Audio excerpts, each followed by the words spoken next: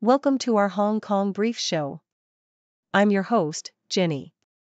Today, we're diving into the sinking ship of Hong Kong's property market, where veteran investors like David Chan are facing serious financial trouble, defaulting on hundreds of millions in loans as property values plummet. It's a tough time for the commercial real estate sector, especially retail and industrial spaces, with more asset sales expected and banks holding back on repossessions. Next up, we look at the risky lives of illegal food delivery riders like Azfar, a Pakistani worker in Hong Kong. Using a cousin's account to earn 3,000 Hong Kong dollars a month, Azfar is risking arrest and deportation, despite platforms claiming to enforce strict identity checks. The gig economy's shadow continues to grow, highlighting ongoing challenges in regulating migrant work and ensuring safety. Finally, Hong Kong's chief executive John Lee met with Beijing's new liaison office director, Zhou Ji, who brings extensive regional governance experience. They discussed future economic strategies, aligning Hong Kong's growth with national initiatives like the Greater Bay Area and Belt and Road. This collaboration aims to secure the city's stability and prosperity in the long run. Please stay tuned as we explore these stories in more detail. In the South China Morning Post, it is vividly depicted how Hong Kong's veteran property investors are grappling with the city's declining real estate market. David Chan Ping-chi, once a titan in the manufacturing industry and a major player in the property scene, now faces financial distress as his luxury mansion in Pak Fu Lam is taken over by receivers after defaulting on a 350 million Hong Kong dollars loan. Despite efforts to sell his vast property portfolio, including parts of the world's most expensive skyscraper, the Center, he confronts steep losses of over 20% on some assets, with retail and industrial properties suffering the most, dropping by about 60%.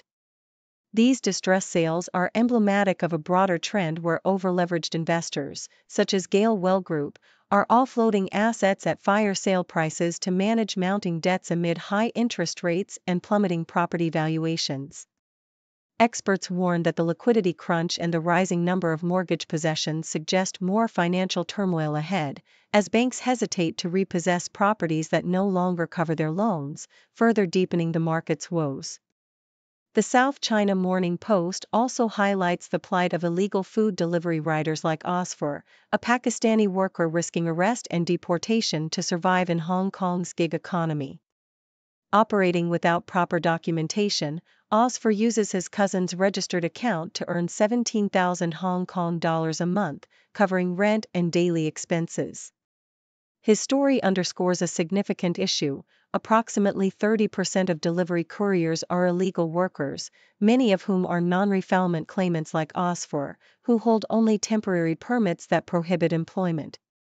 Despite government crackdowns involving arrests and account suspensions, the problem persists, as desperate workers continue to rent or borrow accounts to make a living. The industry's reliance on these illegal workers is driven by low wages and the platform's demand for flexible labor, with protests from drivers demanding fairer pay and better verification systems, highlighting ongoing tensions between economic necessity and legal compliance. Meanwhile, in the political arena, the South China Morning Post reports on Hong Kong's chief executive John Lee's meeting with Zhou Ji, the newly appointed director of Beijing's liaison office, emphasizing a shared commitment to economic growth and stability. Lee expressed confidence in Zhou's extensive regional governance experience and his deep understanding of Hong Kong's policies, which could help align the city's development with national strategies like the Greater Bay Area and Belt and Road Initiative. The discussion centered on fostering innovation, reform, and exploring new growth sectors amid Hong Kong's ongoing economic transformation. Lee reaffirmed the importance of safeguarding the one country, two systems framework while emphasizing the need for collaboration with Beijing to ensure the city's long-term prosperity and security, especially with Zhou also assuming the role of national security advisor. This meeting signals a strategic move to reinforce Hong Kong's integration into China's broader development plans, aiming for stability and future growth amidst a complex geopolitical landscape.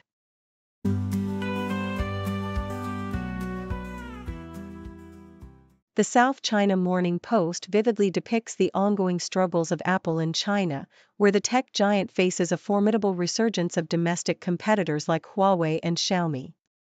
Despite Apple's global reputation, its iPhone shipments in China are forecasted to decline further in 2025, driven by intense local rivalry, economic slowdown, and policy hurdles such as the exclusion from government subsidy programs.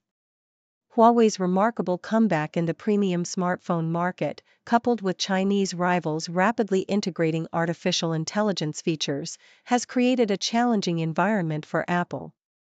The company's sales in the Greater China region have shown a consistent downward trend, with a 2.25% decline in the most recent quarter and a 9% drop in shipments year-on-year in the first quarter alone. Meanwhile, competitors like Huawei and Xiaomi are capitalizing on a booming Android market, with Huawei's shipments surging by 39.9%. Yet, amidst these difficulties, there remains a flicker of hope. Heavy discounts during the mid-year shopping festival and the upcoming launch of the iPhone 17, expected to bring significant hardware upgrades, could help Apple regain some ground in this fiercely competitive landscape. In a contrasting narrative, the South China Morning Post reports on the complex diplomatic and domestic tensions surrounding U.S.-China relations, particularly over the treatment of Chinese students in America. President Donald Trump's attempt to reassure international students, claiming they would be fine, masks a deeper controversy ignited by his administration's announcement of an aggressive crackdown on Chinese student visas. The U.S. State Department's vague criteria for revoking visas, targeting students linked to the Chinese Communist Party or studying in critical fields, has sparked protests from Beijing, which condemns the move as politically motivated and discriminatory. The situation has ignited outrage among thousands of Chinese students in the U.S., who face uncertain futures amid fears of political persecution. Meanwhile, American political figures like Republican Congressman John Molinar defend the crackdown, citing concerns over Chinese influence and espionage, fueling accusations of a renewed McCarthyist witch hunt. The Chinese government dismisses these claims, emphasizing their sovereignty and condemning what they see as a smear campaign, further complicating the fragile diplomatic landscape and highlighting the deepening tensions between the two superpowers. The South China Morning Post also details a local issue that underscores Hong Kong's ongoing efforts to ensure public safety and maintain trust in municipal services. At Queen's Hill Estate in Fanling, residents expressed alarm over black particles found in their drinking water, sparking social media outcry and public concern.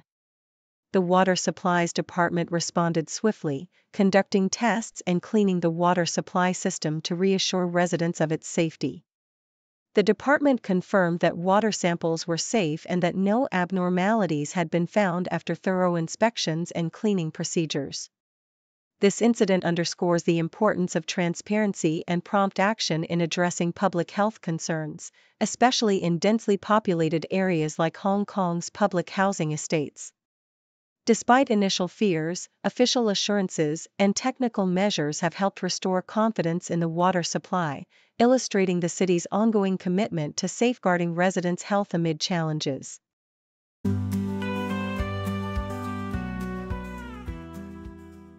The South China Morning Post reports that Deloitte China is embarking on an ambitious expansion to support its Chinese clients' global ambitions amid ongoing trade tensions.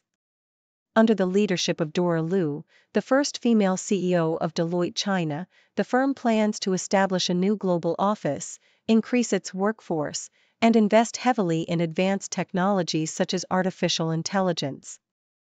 This strategic move aims to help Chinese companies navigate the complex geopolitical landscape, expand into regions like Southeast Asia, the Middle East, and Central Europe, and leverage Deloitte's extensive international network across more than 150 markets.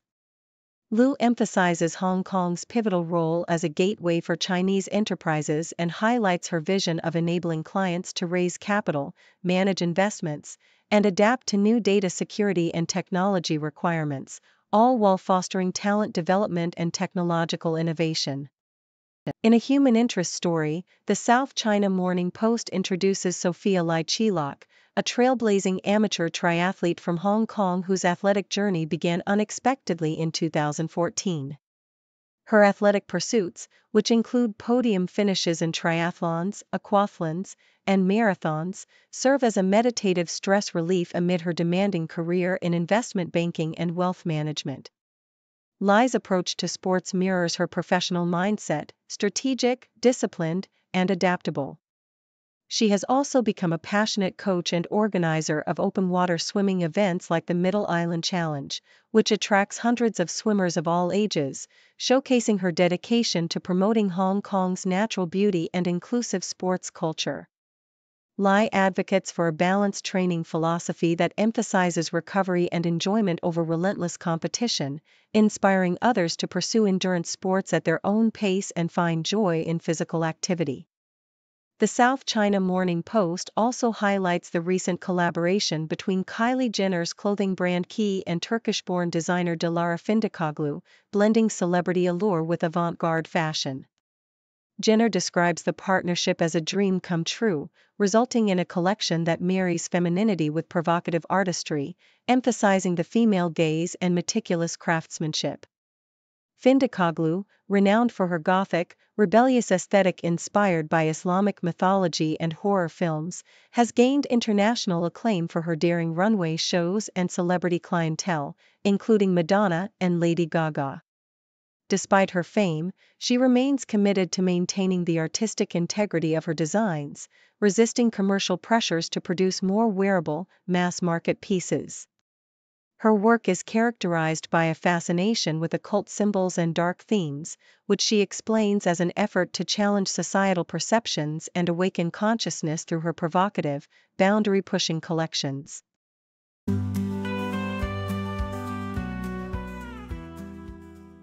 South China Morning Post highlights Long Yufei, a talented Chinese athlete who made a bold choice to postpone her biomedical informatics PhD studies in the US to pursue a burgeoning pickleball career. With a background in competitive tennis and a master's degree from Vanderbilt University, Long found herself captivated by pickleball's unique blend of patience, precision, and tactical nuance, especially the intense kitchen battles that demand split-second decisions. Her participation in the UPA Asia Trailblazers program and her recent victory at the Baton Rouge PPA Challenger exemplify her rapid rise in the sport. Long sights are set on the Olympics, and her involvement in the upcoming PPA Tour Asia Series, including the prestigious China Slam with a $1 million prize pool, underscores her commitment to making her mark on the international stage. The South China Morning Post also delves into the personal life of Brian Kilmeade, a prominent Fox and Friends host, revealing his wife Dawn Kilmeade's quiet yet entrepreneurial spirit.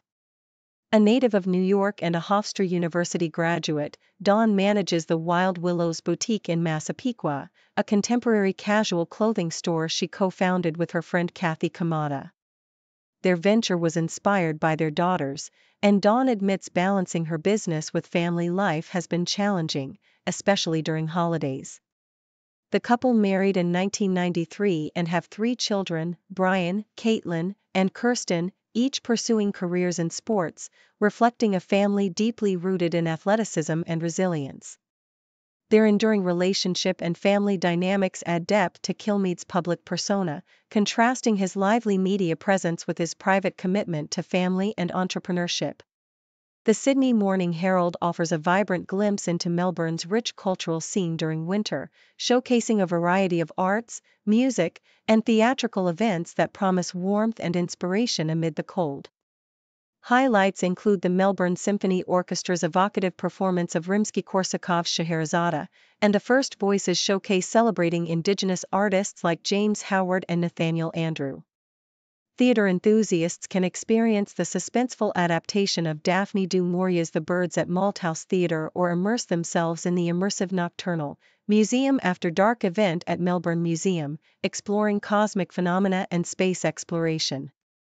The city's vibrant festival calendar continues with Rising's eclectic lineup of performances, from laser-lit art installations at the Capitol to LGBTQIA+ celebrations at QLit, and culinary markets like the Winter Night Market at Queen Victoria Market, offering a warm escape with diverse food stalls and unique shopping experiences.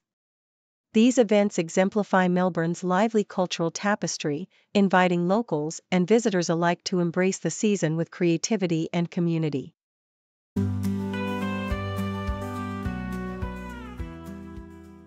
The South China Morning Post vividly recounts the tragic incident at a Hong Kong mirror concert, where a giant screen collapsed, causing severe injuries to dancers Mo Li Kain and Chong Tsc Feng.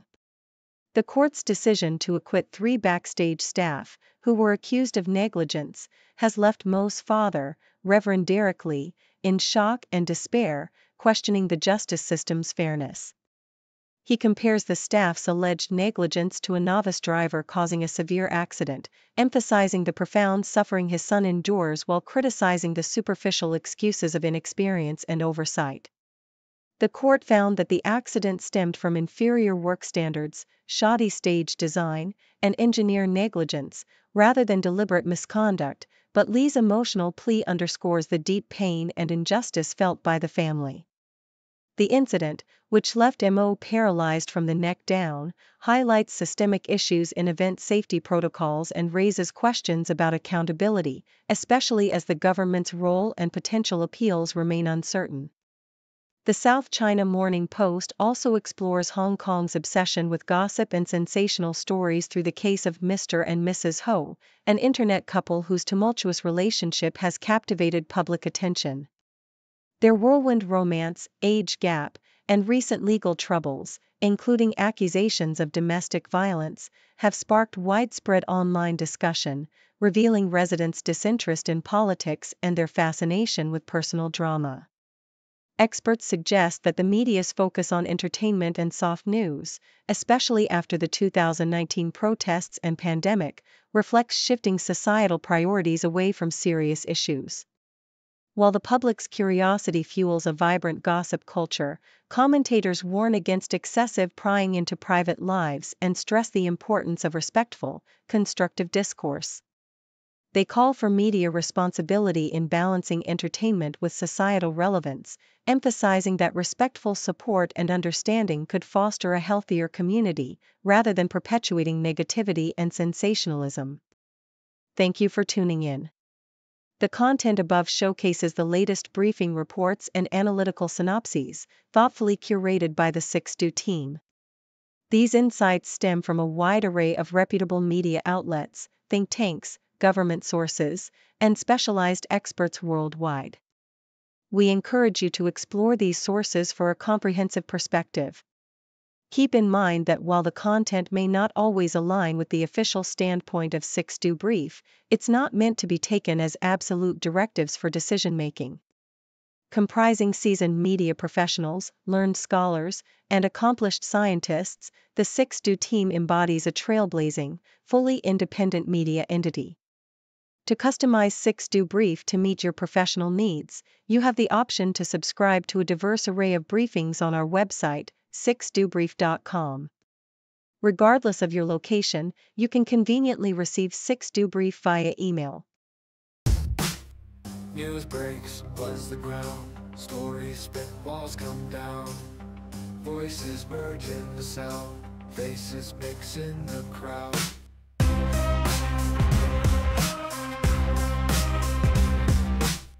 Broadcasters paint the scene, world events on our screen. Every link a different theme, words collide in the stream. 6 degrees connect the dots, background stories moving us. Hear the voices rise aloft, truth unveils in every spot.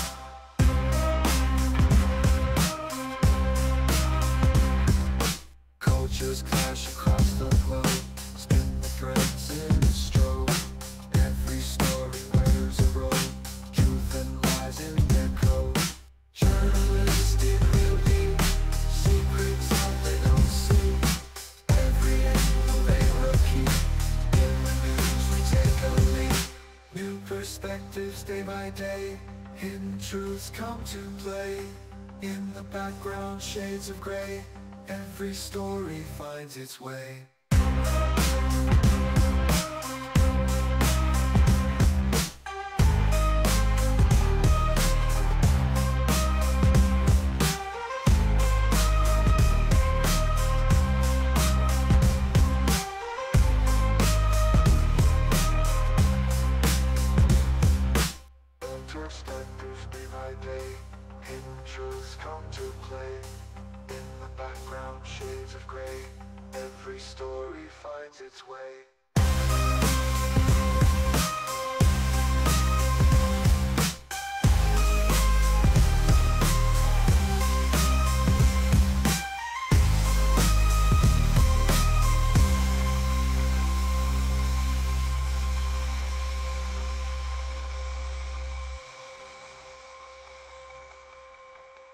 filters. I go, what really or do not. What enough to be you, everything and ever. What enough, enough, what enough, enough, what enough, enough, enough, enough, enough, enough, enough, enough, enough, enough, enough, enough, enough, enough, enough,